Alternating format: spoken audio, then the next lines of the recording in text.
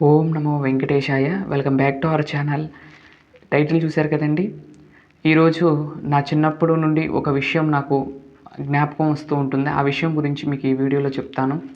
అలాగే నా వీడియోని చివరి వరకు చూసి దయచేసి లైక్ చేయండి. మీరు లైక్ చేయడం వల్ల ఈ వీడియోలు మరొకందరికి వెళ్తాయి కాబట్టి దయచేసి లైక్ చేయండి. అయితే ఇక్కడ చూసినట్లయితే శ్రీ పద్మావతి అమ్మవారి ఊంజల్ సేవ జరుగుతూ ఉంటుంది. అలాగే నా చిన్నప్పుడు విషయాన్ని కూడా నేను దీంట్లో ప్రస్తావిస్తూ ఉంటాను.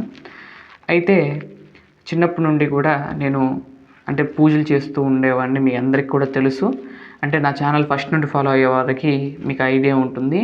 అయితే నా 4th, 5th, 6th క్లాస్ మధ్యలో నేనైతే పూజలు చేసేటప్పుడు కోరికలతో చేసుకునేవాడినండి పూజ. నాకు ఈ ఎగ్జామ్లో మంచి మార్కులు రావాలంటే పూజ చేసుకోవాలి అనే థాట్తో నేనైతే పూజ చేసుకుంటూ ఉండేవాడిని. అలాగే ప్రతి శనివారం ఆంజనేయ స్వామి గుడికి వెళ్ళటం, లేదంటే వెంకటేశ్వర స్వామి గుడికి వెళ్ళటం, ప్రతి గురువారం సాయిబాబా గుడికి వెళ్తాం అనేది నా రెగ్యులర్గా ప్రతి వారము అనిపిస్తూ ఉండేది. ప్రతి వారం కూడా ఈ 2 టెంపుల్స్కి అయితే కంపల్సరీ నడుచుకుంటూ వెళ్ళేవాడిని అండి. అప్పట్లో చిన్నప్పుడు అప్పుడు సైకిళ్ళు ఉన్నాయి. సైకిళ్ళు ఉన్నప్పుడు సైకిళ్ళే వేసుకెళ్ళేవాడిని, లేదంటే నడిచి ఇక్కడ నుండి వెళ్ళేవాడిని వెంకటేశ్వర గుడికి. రేపల్లో మీరు ఐడియానే ఉంటుంది.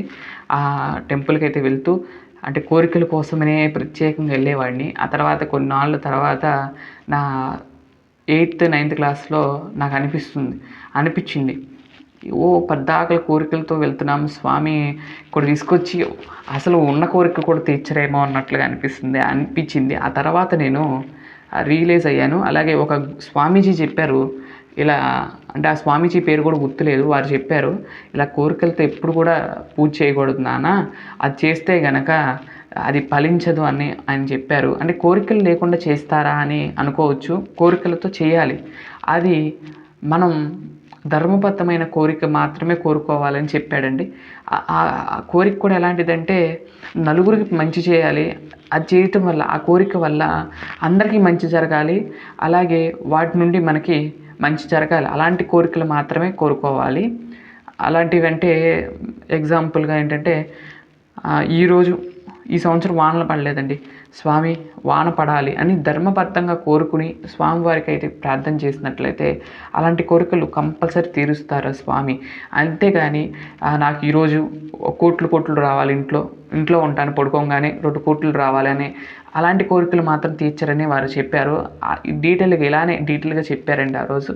తర్వాత నుండి నేనైతే ఇప్పుడు దాకా ఏవంటి కోరికలు అయితే కోరినా కూడా అవి మనసులో నేను చెప్పుకుంటా. ఎలా నేను ఆయన చెప్పింది ఏంటంటే, సాక్షాత్తు వెంకటేశ్వర స్వామి ఆయనకి పుట్టించిన ఆయనకి బ్రహ్మకు తెలీదా ఎప్పుడు ఏ టైంలో ఇవ్వాలో ఆయనకు తెలీదా అన్నట్లుగా చెప్పారు. అంతే కదండి, ఆయనకి తెలీదా అండి? మన ప్రతి కోరిక, మనసులో ఉన్న ప్రతి కోరిక స్వామికి తెలుస్తుంది. తెలిసి మనం ఆ పనిని అయితే చేసుకుంటూ ఉంటాము.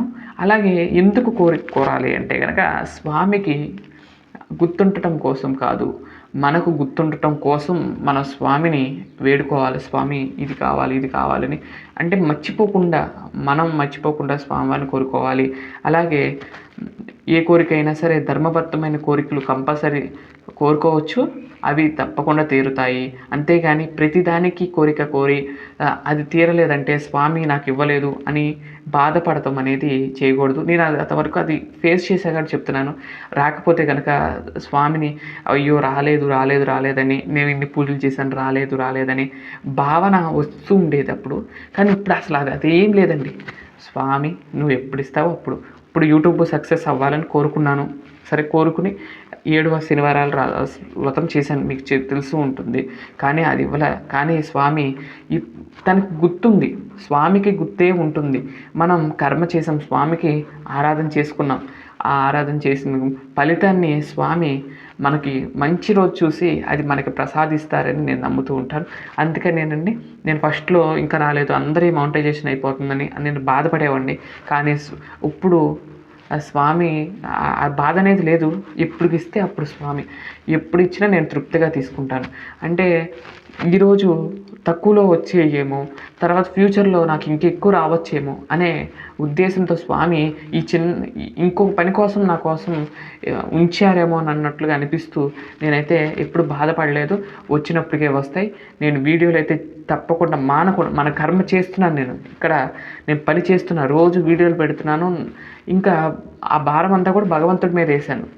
ఏది రిజల్ట్ అనేది స్వామి వారు ఎప్పుడు ఇస్తారో అప్పుడు నేను తీసుకుంటానని నేను స్వామికి అనుకున్నాను. అలానే పోరాడుతూ ఉన్నాను యూట్యూబ్ ఛానల్లో అనేది.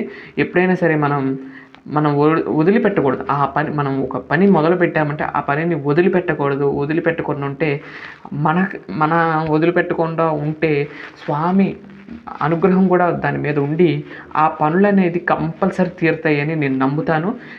మీకు కూడా చెప్తున్నాను, ఎప్పుడైనా సరే మీరు కోరుకోండి. వాటికి సంబంధించిన పని కూడా మీరు చేసినట్లయితే ఆ కోరిక కంపల్సరీ తీరుతుందండి. స్వామివారికి మొక్కునుండి కంపల్సరీగా తీరుతుందని నేను నమ్ముతాను. అలాగే నేను ఆచరించేదే మీకు చెప్తున్నాను. నా చిన్నప్పటి నుండి కూడా జరిగిన ఈ విషయాన్ని మీకు తెలియజేస్తున్నాను. మీకు అర్థం కోసమని నేను ఎలా కోరికలు కోరుకునేవాడిని ఇప్పుడు చూడండి, కోరిక లేకుండా పూజ చేసడం వల్ల అదొక తృప్తి అండి. స్వామిని చూసుకున్నామా, ఆ స్వామికి ఆరాధన చేసుకున్నామా, వచ్చేసామా అంతే. చేసి కోరుకుంటే కోరికలుగానే ఉంటాయి. ఎప్పుడు కోరిక అనేది కోరకూడదని నేను చెప్తున్నాను.